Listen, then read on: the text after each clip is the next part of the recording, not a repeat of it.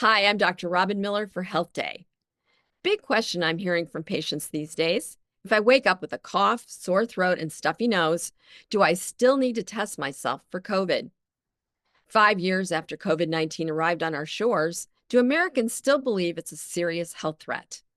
Health Day and the Harris Poll wanted to find out, so we surveyed more than 2,000 U.S. adults. Despite all the talk about COVID burnout, most U.S. adults, 72%, agree that COVID is still a serious public health issue, including more than 35% who strongly agree. Nearly 3 out of 4 people say they would take a test or be tested if they experience COVID symptoms. And if they tested positive, 85% say they would quarantine or avoid others and wear a mask. So, what does America's attitude about COVID tell us, not only about COVID, but about new and emerging viruses? Joining me now is Dr. Paul Offit, Director of the Vaccine Education Center at Children's Hospital of Philadelphia and a world-renowned expert in virology and immunology. Thanks for joining us today. Thank you. Our poll results show that nearly 73% of adults in the U.S. would test for COVID if they had symptoms. Is this about what you would expect? And is it worrisome that 27% say they are unlikely to test? I think it's actually higher. That 73% number is higher than I would have guessed. I mean, I think probably a reasonable way to approach this is that if you have respiratory symptoms, congestion, cough, runny nose, body aches, you should definitely stay home if you're sick, because you might be infected with COVID or respiratory syncytial virus or influenza virus or apparent influenza virus, all of which can kill people, right? If you're in a high-risk group, you should test yourself. And if you're positive, then you should take an antiviral like Paxlovid. But I think that just the notion, this kind of COVID exceptionalism, where it's only bad if you have COVID, is probably not right. In our survey, 72% say COVID is still a serious public health threat. You follow many health issues. How do you compare COVID today to some of the other threats out there? Well, I think COVID has settled into a threat similar to influenza virus, which is a threat. I mean, you'll get hundreds of thousands of people hospitalized with influenza every year. You'll get tens of thousands of people who die every year from influenza. I think that's what COVID is now. I think this virus will be with us for decades, if not longer.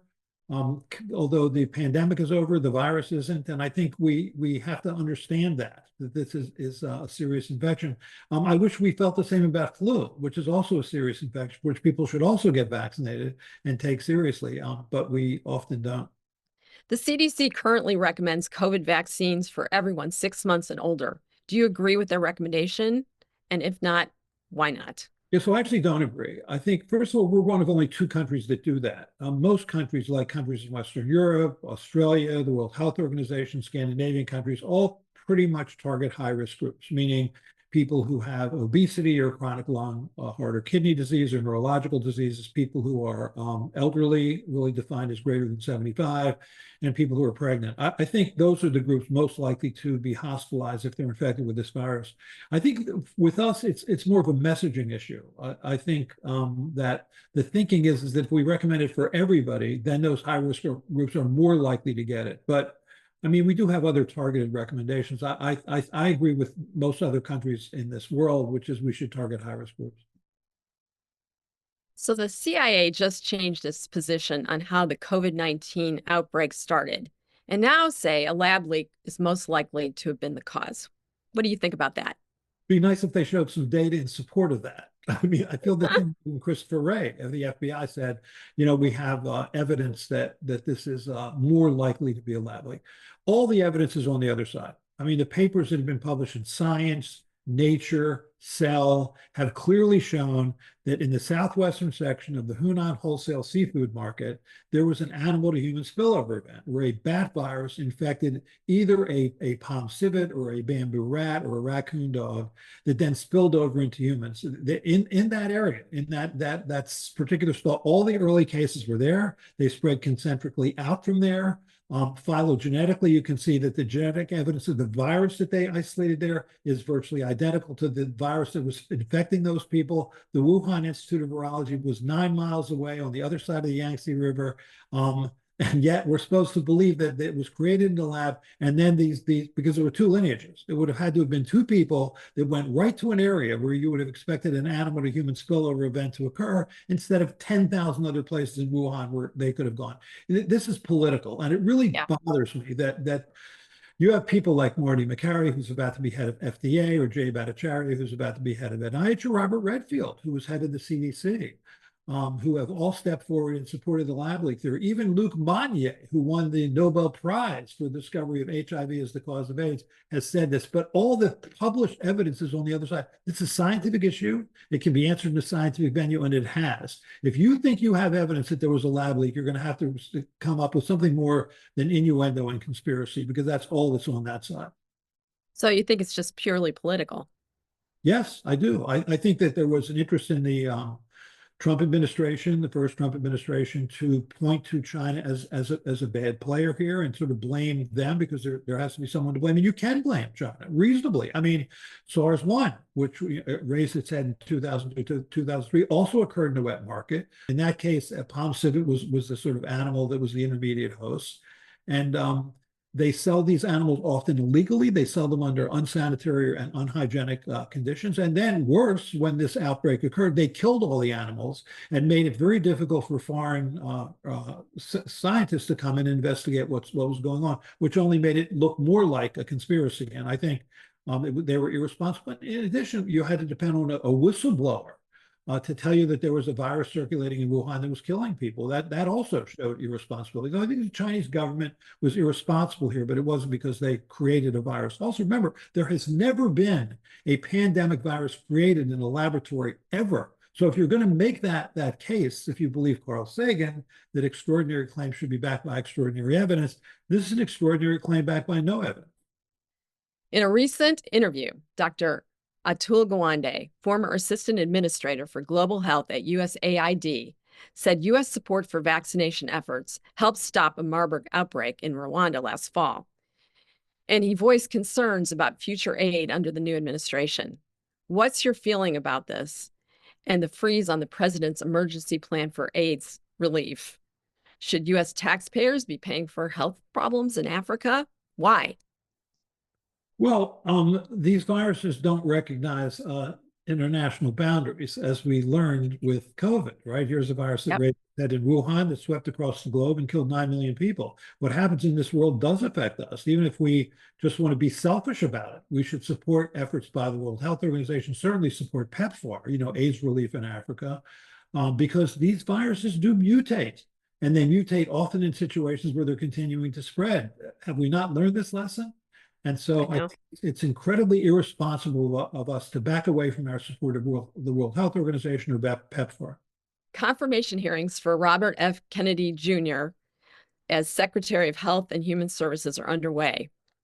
If you were on the Senate Committee on Health, Education, Labor, and Pensions, what would your first question be to Mr. Kennedy, and why? So, Mr. Kennedy, you have said repeatedly, including most recently on Lex Friedman's podcast, that is heard by 3 million people, that you think that no vaccine is beneficial. You have said that when you run into a parent who's holding a child on a hiking path or running path, you go up to that parent and you say, don't vaccinate your child. And you feel in that way you have saved that child. If you had young children today, would you vaccinate them according to the routine CDC recommended schedule? And if so, why have you been saying those things? And if not, which vaccines wouldn't you give and why? So one topic up for debate on Capitol Hill is vaccine mandates. Though states set school vaccine mandates, federal policies have a big impact on what they do. A new Annenberg poll finds a significant drop in support for prohibiting unvaccinated children from attending public or private schools, and increasing support for allowing parents to opt out for medical, religious, personal, and philosophical reasons. School vaccine mandates in some areas are already loosening up, and exemption requests are on the rise. I personally live near Ashland, Oregon. I'm not sure if you're familiar with that. They were a frontline story in 2014, where parents didn't want to vaccinate their children. Only 70% of kids at that time were vaccinated, and there was a chickenpox outbreak. Now, It's gotten worse. We have a pertussis outbreak. So I've seen it. What about you? Right. The CDC recently estimated that more parents are choosing not to vaccinate their kindergartners than ever before. There are several jurisdictions, many jurisdictions actually, where that percentage of parents who are making that choice has exceeded 5%, which means we're starting to lose herd immunity. And there's evidence for that. For example, in 2023, we had about 5,900 cases of pertussis in the US. The following year, 2024, we had 32,000. That's more than pre-pandemic levels. Measles in 2023, we had about 50 cases. In 2024, there were 16 outbreaks, accounting for almost 300 cases. We're moving in the wrong direction. If you lessen the school vaccine mandates, we will be right back to where we were in the 1970s when we didn't enforce them. And there were tens of thousands of cases every year. And if we do that, we're going to go right back to where we were then, which is children will once again start dying of measles. I mean, I lived through the 1991 measles epidemic in the city of Philadelphia, where we had 1,400 cases and 9 deaths. This is a preventable illness, and it is an illness that spread in that sort of 5 to 9-year-old age range, where you want to do everything you can to prevent it. It's a highly contagious virus. I mean, let me put this in perspective. There's something called the contagiousness index or reproducibility index. Meaning if I'm infected, say, with COVID, and I go about my normal day, everybody I come in contact with is susceptible, I'll infect 2 to 4 people. That's similar actually for influenza, similar for respiratory syncytial virus. For measles, the number is 18. You don't have to have direct contact with somebody with measles. You just have to be in their airspace within their 2 hours of them being there.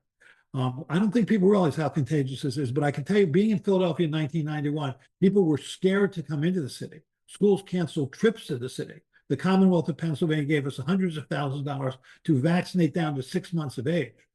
This is what happens with measles. Measles, makes you sick and it can make you dead.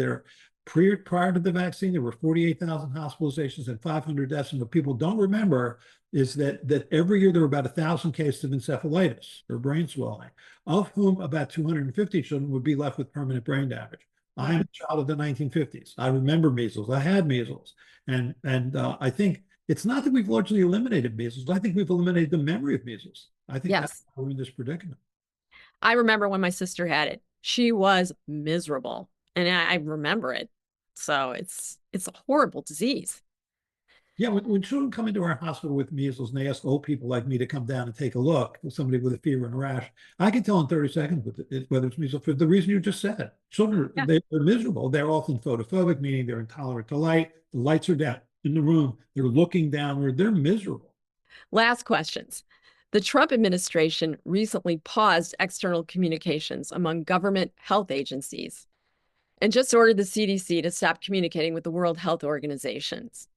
With human cases of bird flu slowly increasing, how will these orders impact U.S. response? And should people be worried? I don't understand this order. I don't understand why it is that they're not allowed to communicate. They had 3 morbidity and mortality weekly reports that were about to be released. 2 of them had to do with bird flu. I mean, bird flu has been circulating for at least 20 years in the world. It's involved about 24 countries, or 23 countries to be exact. It's caused about 1,000 cases and has had a mortality rate of between 30% and 50%. Now, it may never actually evolve to being able to be spread easily from one person to the next. That might not happen. It hasn't happened yet, but that doesn't mean it can happen.